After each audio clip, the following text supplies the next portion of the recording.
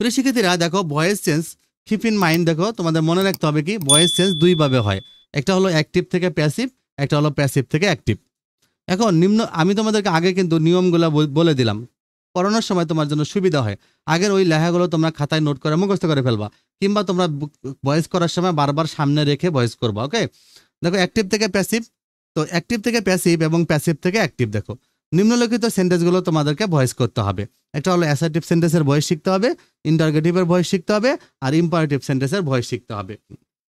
দেখো assertive sentence তুমি কিভাবে চিনবা, দেখো যে অ্যাসার্টিভ সেন্টেন্স মানে হলো বিবৃতিমূলক বাক্য। প্রিয় শিক্ষার্থীরা, অ্যাসার্টিভ সেন্টেন্স মানে বিবৃতিমূলক বাক্য, মানে কোনো সেন্টেন্সের শুরুতে যদি সাবজেক্ট থাকে আর শেষে যদি ফুল স্টপ থাকে, এটা যদি হ্যাঁ বা না বোঝায়, এগুলোকে অ্যাসার্টিভ সেন্টেন্স বলা হয়। হ্যাঁ, তাহলে দেখো আই রাইট এ পেন, দেখো আমি একটা I write a poem. Example দেখো প্রিয় শিক্ষার্থীরা, আই রাইট আ পোয়েম, এটা হলো অ্যাক্টিভ ভয়েস, কারণ দেখো আই মানে আমি, রাইট মানে হলো লিখি, আ পোয়েম মানে কবিতা। তার মানে অ্যাক্টিভ ভয়েস আর হলো টেন্সের স্ট্রাকচার একই জিনিস। হ্যাঁ, তাহলে এটাকে অ্যাক্টিভ ভয়েস আর টেন্সের স্ট্রাকচার একই জিনিস, প্যাসিভটা হলো আর টেন্সের স্ট্রাকচারের উল্টাটা। ভয়েস মনে রাখবা, অ্যাক্টিভ মানেই হলো টেন্সের স্ট্রাকচারগুলো। I write a poem, subject ভার্বের প্রেজেন্ট ফর্ম, এলো হলো প্রেজেন্ট টেন্স। হ্যাঁ, শিক্ষার্থীরা তোমরা ভিডিওগুলো সম্পূর্ণ দেখলে, প্রত্যেকটা পার্ট দেখলেই তোমাদের সকল কনফিউশনগুলো দূর হয়ে যাবে, কারণ আমি এক একটা পার্টে এক এক রকম কনফিউশন দূর করার বিষয়গুলো দিয়েছি, তো তোমরা সবগুলো ভিডিও পার্ট বাই দেখে ফেলবা। দেখো আই রাইট এ পোয়েম হলো অ্যাক্টিভ। তো এখানে যদি আমরা প্যাসিভ করতে চাই, আমরা শিখেছিলাম আগে সাবজেক্ট হলো আই, সাবজেক্টের পরেই থাকবে হলো ভার্ব, তারপরে ভার্বের পরে যা থাকে তাই অবজেক্ট। দেখো আই হলো তাহলে সাবজেক্ট, রাইট মানে লেখা, এটা হলো ভার্ব, আর কি লেখি, একটা কবিতা লিখি। তাহলে আমি বলেছিলাম প্রিয় শিক্ষার্থীরা, কি বা কাকে দ্বারা প্রশ্ন করলেই ভার্বকে, তাহলে তোমরা কিন্তু অবজেক্ট পেয়ে যাবা। যেমন আমি কবিতা লিখি, কি লেখি, কবিতা লিখি। কাকে লিখি এটা দেওয়া নেই, বাট কি লেখি এটা উত্তর আছে। কি বা কাকে যদি প্রশ্ন করলে যে কোনো একটা উত্তর পাইলেই তুমি ওটা ভয়েস করতে পারবা, ওইটা অবজেক্ট হবে, এটাকে তুমি সাবজেক্ট বানিয়ে দিবা। তাহলে আ পোয়েমকে আমরা সাবজেক্ট লিখে দিলাম। ওকে, আর ভার্বের পরে যা থাকে সবগুলোই তুমি সাবজেক্ট হিসেবে ব্যবহার করতে পারবা। তাহলে আ পোয়েম। তারপর কি আমরা দেখবো টেন্স ও পার্সন অনুযায়ী অক্সিলারি ভার্ব দিতে হয়, আমরা আগে শিখেছিলাম। তাহলে এটা দেখো প্রেজেন্ট টেন্সের, আমরা শিখেছিলাম এখানে দেখো প্রেজেন্ট টেন্সের ভয়েসের অক্সিলারি ভার্ব। দেখো এই যে প্রেজেন্ট টেন্সের ভয়েসের অক্সিলারি ভার্ব হলো কি, প্রেজেন্ট ইনডেফিনিট টেন্সের ভয়েসের অক্সিলারি ভার্ব হলো অ্যাম ইজ আর, তাহলে আমাকে অ্যাম ইজ আর দিতে হবে। এখন প্রিয় শিক্ষার্থীরা দেখো যে I write a poem, a poem is written by me. তাহলে এখানে দেখো আই রাইট এ পোয়েম, এখানে প্রেজেন্ট টেন্স ছিল, তাহলে অক্সিলারি ভার্ব সাবজেক্ট হবে আ পোয়েম। মনে রাখবা যে আমরা জানি অ্যাম ইজ আর, এখন আমি কি দিব, অ্যাম দেব, ইজ দেব, আর দেব। তো সেক্ষেত্রে আই থাকলে অ্যাম হয়, হিসি এর যে কোনো একটা নাম থাকলে ইজ হয়, বাকি সবার জন্য আর হয়। তাহলে আমরা আ পোয়েমের জন্য ইজ দিয়েছি, এর জন্য আ পোয়েম ইজ। আর ভয়েসে সবসময় ভার্বের পাস্ট পার্টিসিপল দিতে হবে প্যাসিভ করার সময়। তাহলে রাইট রোট, এই যে রিটেন দিয়েছি আমরা, রাইট রোট রিটেন ভার্বের পাস্ট পার্টিসিপল। তাহলে তোমরা আমার স্ট্রং বা উইক ভার্বের ভিডিওটাও দেখে ফেলবা, তাহলে তোমাদের কাজে দিবে। এরপর দেখো বাই, তা তোমরা বাই বা উইথ দিবা, আমরা পড়েছিলাম। যেহেতু আমরা এখানে ব্যক্তিবাচক আই, এজন্য আমরা বাই ব্যবহার করেছি। এবার আইটা সাবজেক্ট আছে, আমরা অবজেক্ট মি লিখে দিয়েছি। এভাবে আমাদের প্যাসিভ ভয়েসটা হয়ে গেছে।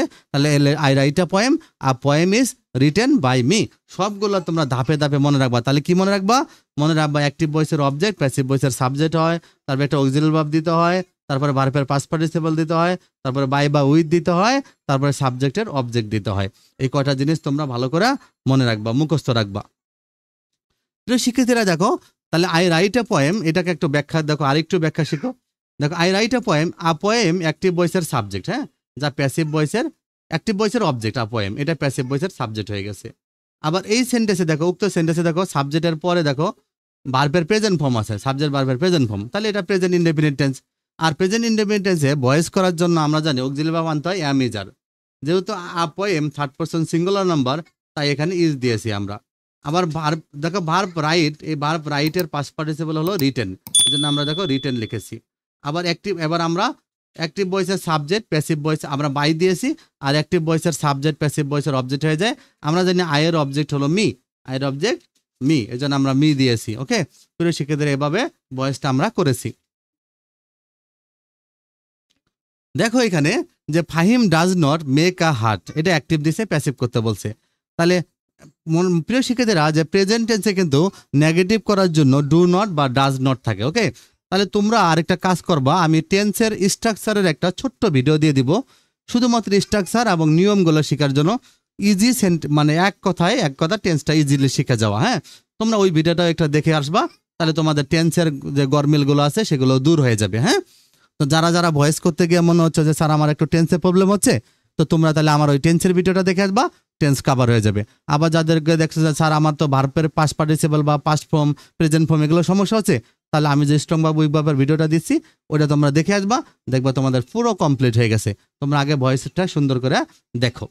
তো কি বলছে, Fahim does not make a heart, এটা হলো অ্যাক্টিভ। হ্যাঁ, আ হার্ট ইজ নট, দেখো তাহলে এই যে does not, do not, do এটা হলো প্রেজেন্ট ইনডেফিনিট টেন্সের নেগেটিভের জন্য ডু বা ডাস আনা হয়, কিন্তু ভয়েসের অক্সিলারি ভার্ব কিন্তু অ্যাম ইজ আর প্রেজেন্ট ইনডেফিনিট টেন্সে। এই জন্য আমরা দেখো খালি Fahim does not make a heart, তাহলে মেক হলো ভার্ব, আর এই যে এ হার্ট হলো অবজেক্ট, এটাকে আমরা সাবজেক্ট আনছি এ হার্ট। এখানে ডাজ নটের জায়গায় আমরা ইজ নট লিখবো, কারণ আমরা অক্সিলারি ভার্ব হলো ইজ, যেহেতু নেগেটিভ এই জন্য আমরা নটটা ইজের সাথে ব্যবহার করব, ইজ নট। আর মেকের পাস্ট পার্টিসিপল হলো মেট, মেক, মেড।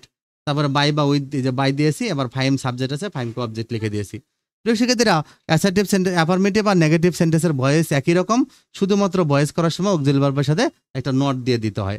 প্রিয় শিক্ষার্থীরা দেখো এই পাস্ট ইনডেফিনিট টেন্সে অক্সিলারি ভার্ব ভয়েসের ক্ষেত্রে ওয়াজ বা ওয়ার দিতে হবে। হ্যাঁ, প্রিয় শিক্ষার্থী দেখো তাহলে কি হলো, হি রোট আ লেটার, তাহলে এই letter was written by him, তাহলে প্যাসিভ হয়ে গেল। হ্যাঁ, তাহলে এই যে হির অবজেক্ট হলো হিম।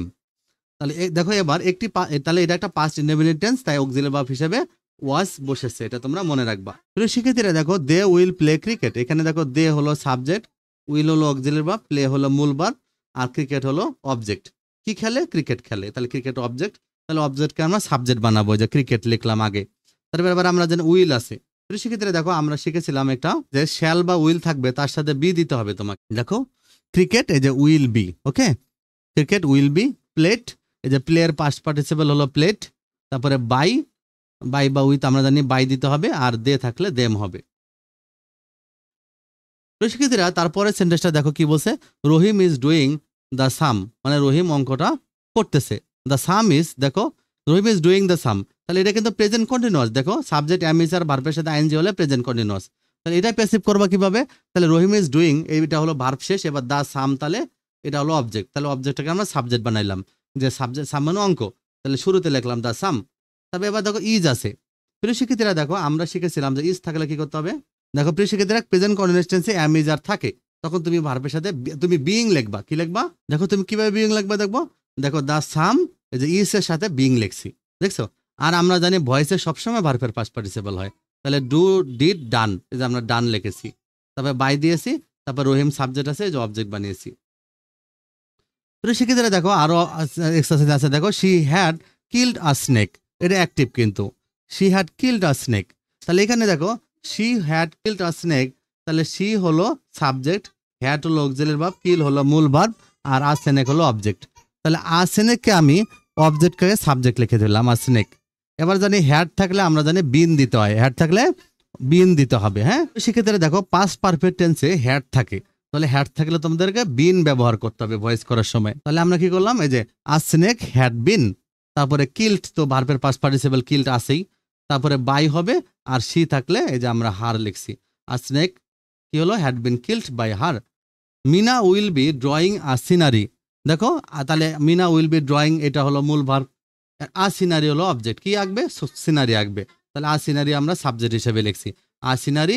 এবার দেখো শ্যাল বি উইল বি থাকলে সাথে বিইং দিতে হয়, প্রিয় শিক্ষার্থীরা শ্যাল বি উইল বি থাকলে বিইং দিতে হয়, এই দেখো শ্যাল বি উইল বির সাথে তোমাদেরকে বিইং দিতে হবে। প্রিয় শিক্ষার্থীরা দেখো আ সিনারি, এই জন্য উইল বি, তারপর আমরা বিইং দিয়েছি, আ সিনারি উইল বি বিইং, তারপরে ড্র, ডিউ, ড্রন, এই যে আমরা ড্রন লিখেছি, ড্রয়ের পাস্ট পার্টিসিপল হলো ড্রন, উইল বি ড্রন, তারপর আমরা বাই বা উইথ, এই যে বাই ব্যবহার করেছি, আর মিনা সাবজেক্ট আছে, আমরা মিনাকে অবজেক্ট হিসেবে বানিয়েছি, নামের অবজেক্ট কিন্তু নামই হয়, আমি এটা বলেছিলাম।